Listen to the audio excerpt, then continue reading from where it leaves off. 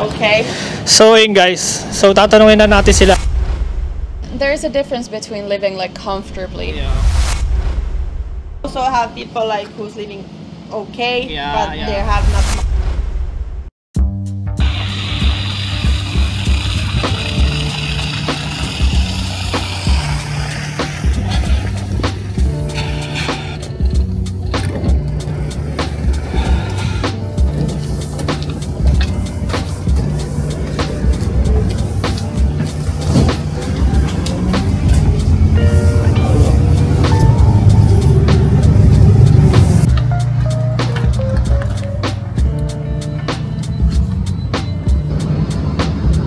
Sa nag-deliver, nakataog lahat pinaan doon.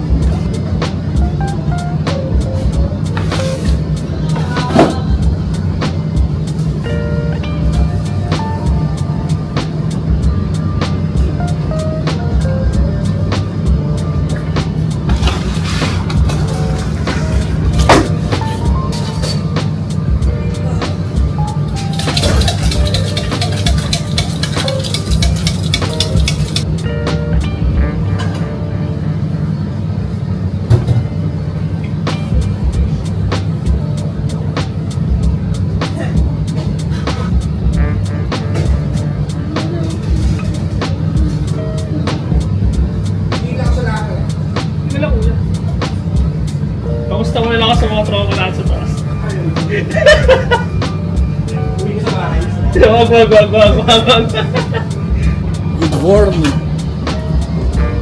It's a lovely morning today, ha?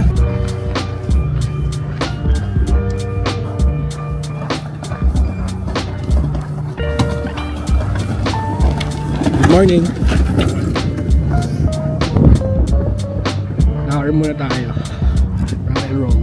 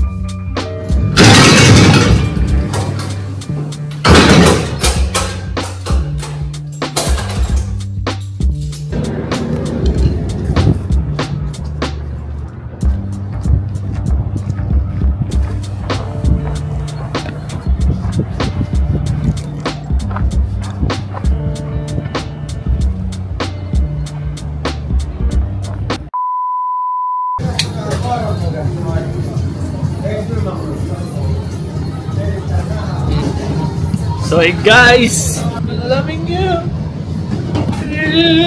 Something every single day. Money down. Oh, sorry. It's your bar.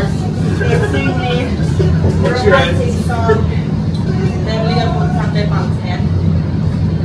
Because Delia was like watching like love movies. All night long. Brokeback Mountain. Yeah. Many women is the most best all the time. Also, Dirty Dance. Dirty what? Dirty Dance. With dancing. Kaya dyan ako ni Sarah kung ano pwede ko ilagay sa labi natin guys. Kasi madalas mag-dry yung lips ko. Kasi nga sa lamig din guys.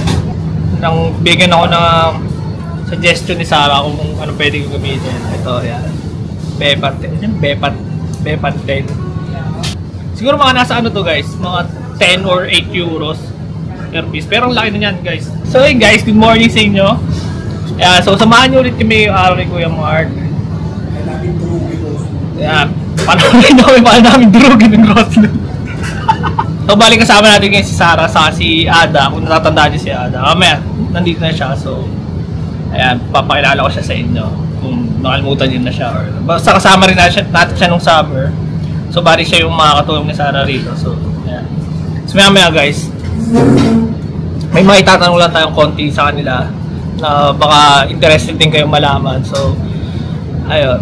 So maraming yung mangyayari ngayong araw kasi brisket day kami ngayon. So yun, magiging busy rin kami. You know the drill, samahan nyo lang kami ngayong araw.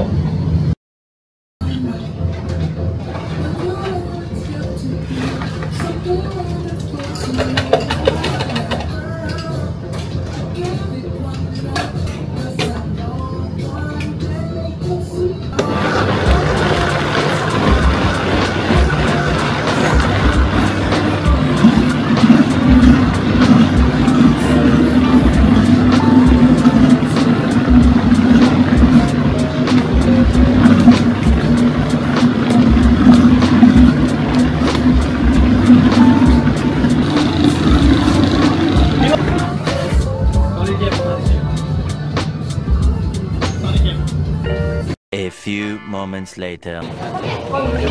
Okay, yan muna ako kunin. Next na kukunin. Okay. Okay, yan muna kunin niya muna yung una. Kunin ko lang yung dalawa. Hindi. Ayun na, okay na. Kukunin na lang. Pag nalito pa. Pag nalito pa, ayaw ko na lang. Iba na sa gawin, no? May award na dumating na. After niyan, dalawa.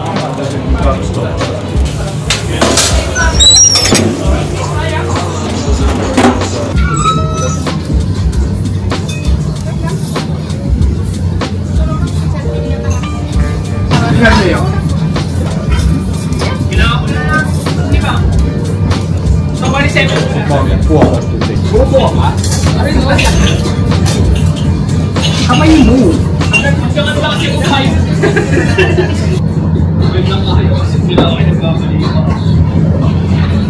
Kumopra na limito, no?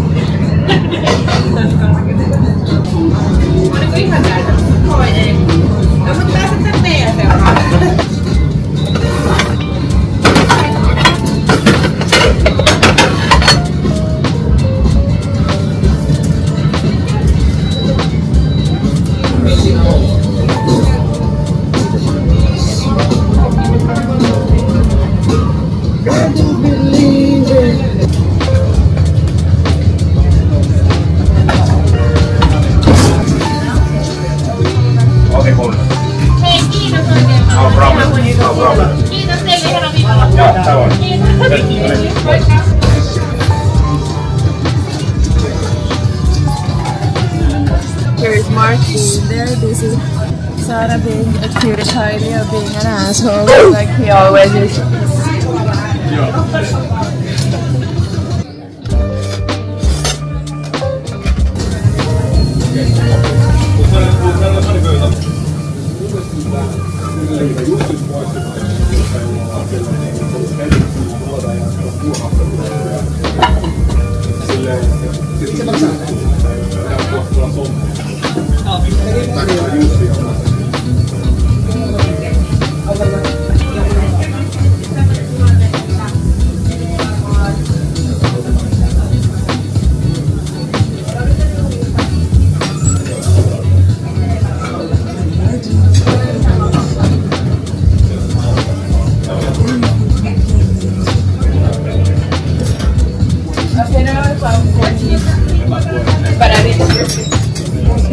One brisket. Okay, oops. Paiwan natin. Taksak mo lang dito.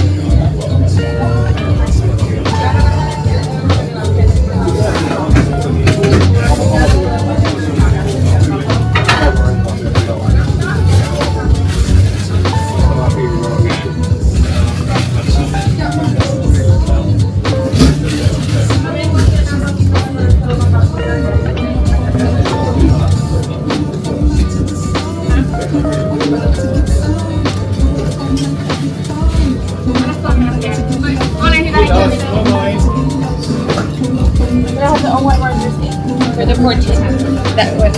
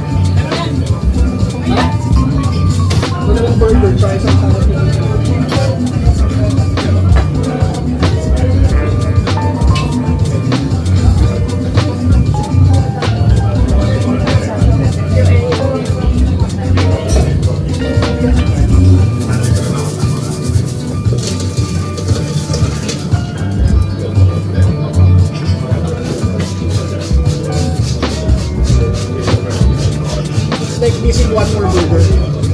Yeah. I don't think that's one.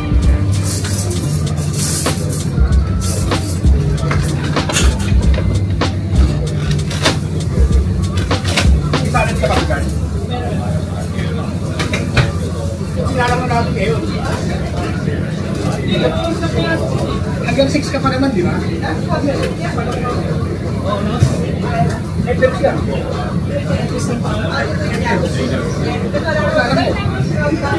Wala, titingin ka lang.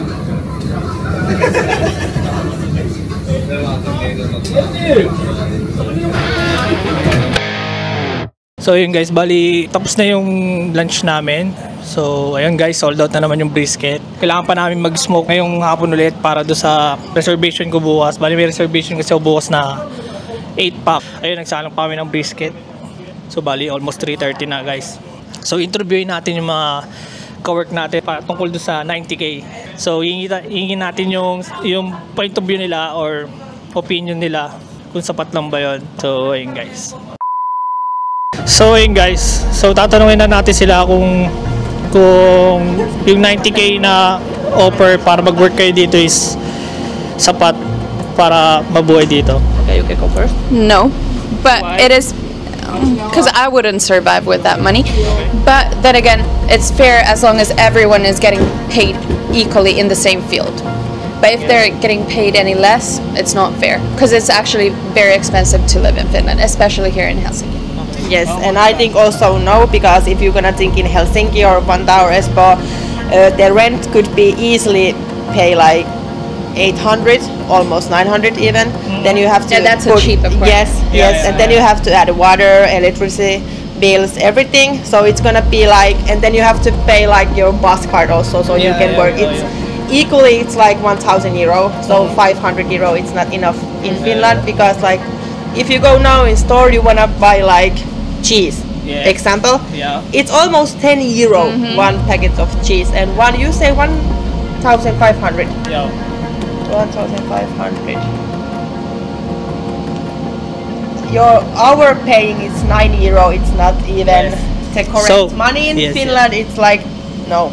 No, Don't So say- basically guys, it's like 9 euro per hour. So Not fair. and No, no, no, normally in Finland you can do like easily job. It's like 13, 14, 15 euro per hour. So no. Yeah. So what do you think guys? How much salary do you need to survive in Finland? Like to pay your bills? It depends Like- like your education, because of course if you are not well, like Yeah. highly collection educated, yes, Yeah, so yeah. it's different, but I think the money you will have Like, after just- the just a normal- taxes, Yes.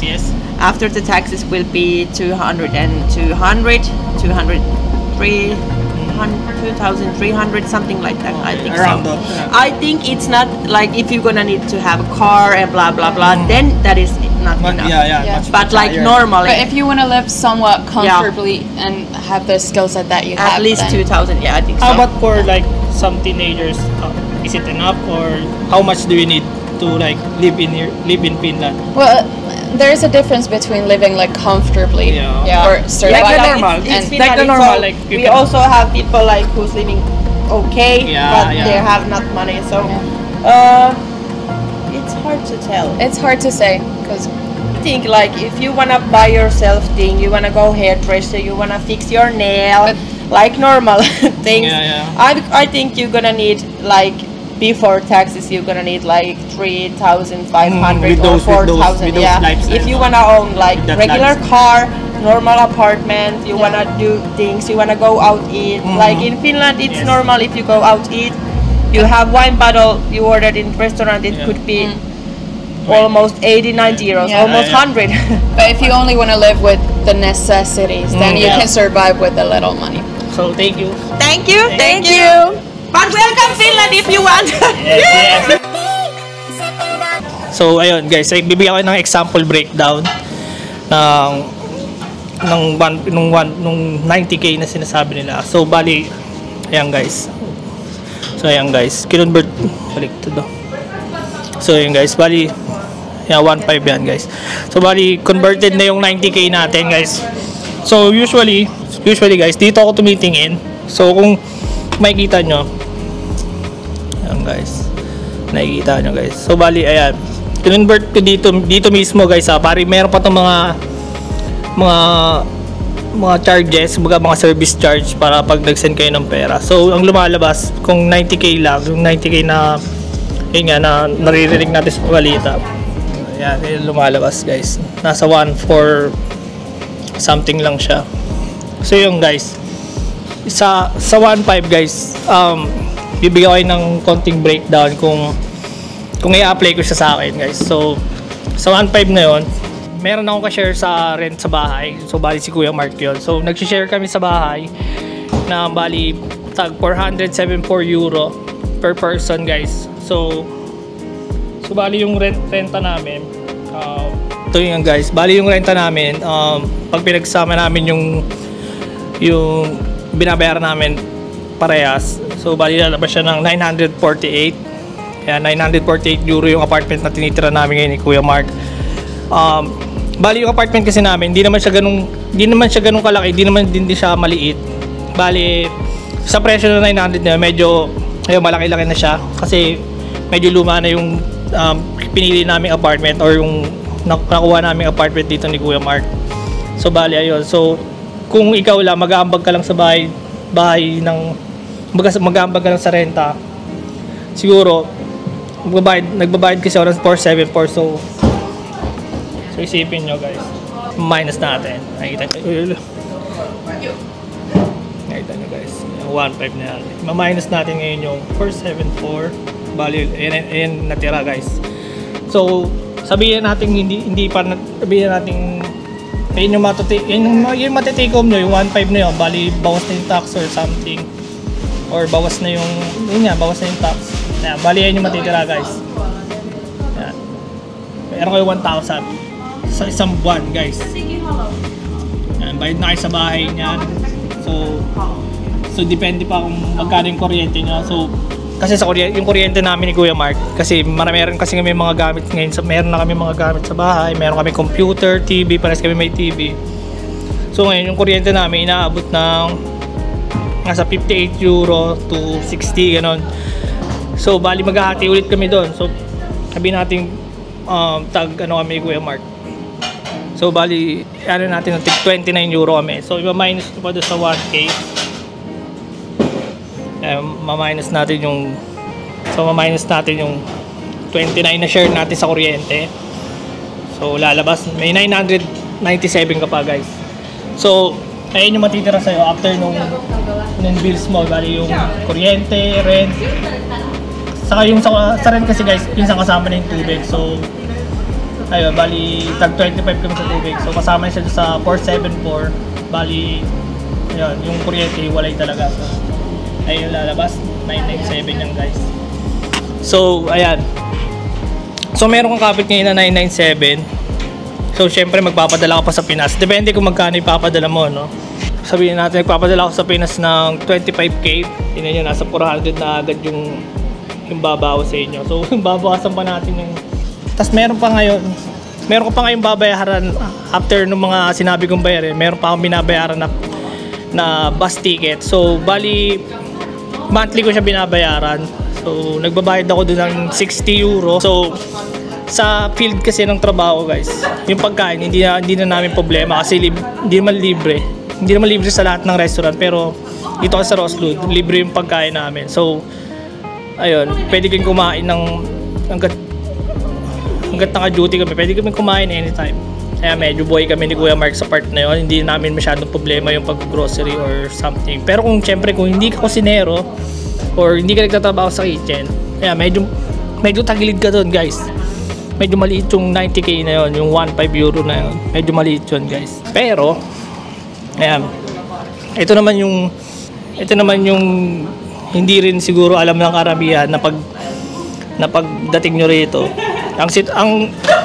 Ang ano kasi rito, guys, ang oras ng trabaho kasi rito, hindi katulad sa Pinas, guys. Sa Pinas kasi yung trabaho natin, bali 9 hours, tas yung 1 hour doon, break, yun yung break nyo, guys. So dito kasi, nung unang taon ko rito, yung working hours ko kasi, so pag per day kasi meron akong 6 hours per day. So 6 hours lang ako nagjo-duty do sa main job ko. So yun, guys, nakaka-extra tayo sa ibang restaurant. I'm just mansplaining. Mansplaining, yeah. So we didn't good enough. Yeah. Because He just cut our guys. You need to cancel him. You need to cancel him. He doesn't think women are good enough, and he needs to mansplain what we just said. Thank you. I have spoken now. no, I'm just explaining to them that. And he will probably cut that out as well because I'm a woman and I just opened my mouth. So No, it's not like that. I'm just explaining to them that it's not only 1.5 euro that you can earn here, right? Yeah. There's a lot of extra and a lot of jobs you can Finland, that is the good thing. Like if you like to do work, they give you as many hours you wanna do. Yeah. It's not only the 8 hours, you can do easily 12 hours in one day. And you can also choose like you can work morning shift and you can go another shift in the night. You just go sleep couple hours and come back. Yeah. So ayun nga, Because guys. many people do that. Also sometimes me when I'm collecting money for my turkey break. So ayun, guys, hindi naman bawal extra sa ibang trabaho hangga't kailangan mo naman talaga, guys. So papayagan ka naman nung main company na pinapasukan mo na mag-extra ka sa iba para mapunan yung kulang mo doon sa budget mo. Lalo na masipag ka. Ayan. Kasi yung share ko lang, guys, yung unang taon ko kasi rito, guys, paglabag ko rito sa Finland, nag-extra agad ako doon sa restaurant na pinapasukan ni Nero. Kaya binigyan ako ni Nero ng 5 hours per day. So nag-work ako sa kanila nung unang taon ko, nag-work ako sa kanila ng 5 hours per day. So bibigyan niya ako ng 5 araw na mag-work doon. Yan.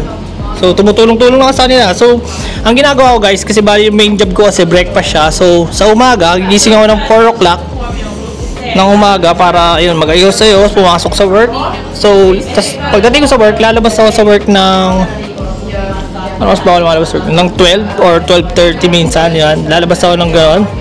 So magpapahinga, meron akong bali ang start kasi ng shift ko nila Nero noon ay 4. So yun, ang bali ang start ng shift ko kasi kailan Nero na ay 4. So umuwi ako sa work ng 12. So may time pa ako makapagpahinga ng 2 hours. So minsan malapit lang naman yung work ko dati, bali isang sakay lang papunta doon sa bahay, saka mabilis lang yung biyahe. So minsan umuwi pa ako, nagpapahinga ako ng 2 oras, tas pagdating ng 3, babiyahe na ulit ako sa city para pumunta doon sa extra ko kanila Nero. So ayun, guys, depende siya, guys, hindi naman porket nabalita natin na ganun yung ino-offer nila, yun na yung kikitain nyo rito, guys. Maraming opportunity rito na pwede kayong makapag-earn ng mas marami pang pera bukod doon sa sinasabi nilang 90k. Hindi naman siya ganun kahirap para makapagharap ka ng extra basta hindi ka maarte or willing ka talagang gumawa ng pera.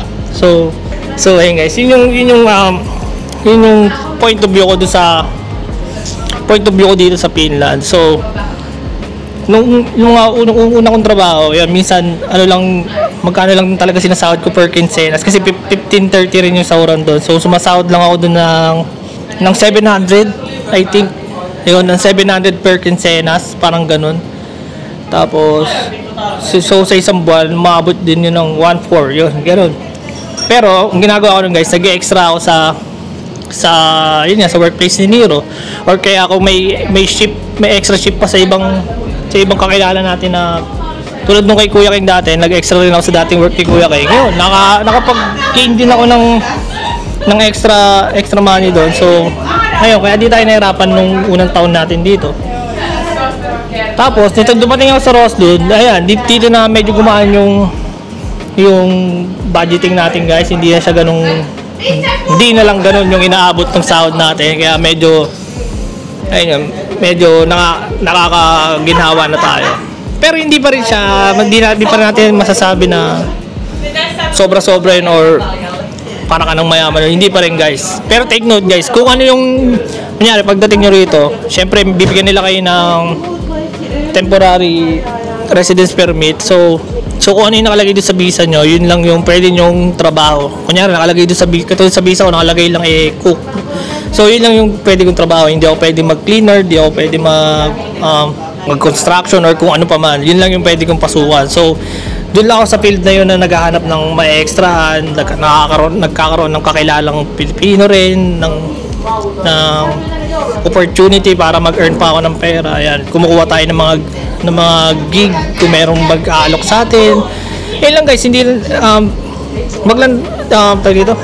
Ayan, hindi lang talaga tayo maarte sa trabaho, kaya ayan, kaya dito kumikita tayo ng extra money. Pero hindi ko masasabi na sa lifestyle ko na sobra-sobra yon. Minsan sapat lang, minsan sobra. Baga, depende sa gastusin natin, guys. Minsan kasi may mga emergency rin tayong kailangan paghandaan. Ayan, tatandaan nyo, meron kayong backup na extra pera para kung meron mga emergency dito or sa Pilipinas, meron kayong ilalabas or meron kayong bala. So, ayun, guys, hindi naman ganun kahirap mag-work dito, guys, kasi usually ready na lahat ng kailangan yung alam niyo yun, guys, hindi naman from scratch halos lahat yung trabaho rito. Yung iba minsan may gamit na sila para tulad sa cleaners, meron na silang gamit na vacuum, mga chemical na pwede nilang panlinis. Yan, kompleto sila ng gamit, kaya hindi mo na kailangan mag-isip pa ng kung ano-ano, gagawin mo na lang yung trabaho mo. So yun, guys, sana meron akong sana na-enlighten ko kayo or nabigyan ko kayo ng konting idea na hindi naman porket tayo lang yung in-offer, yun na yung makukuha yung pera dito.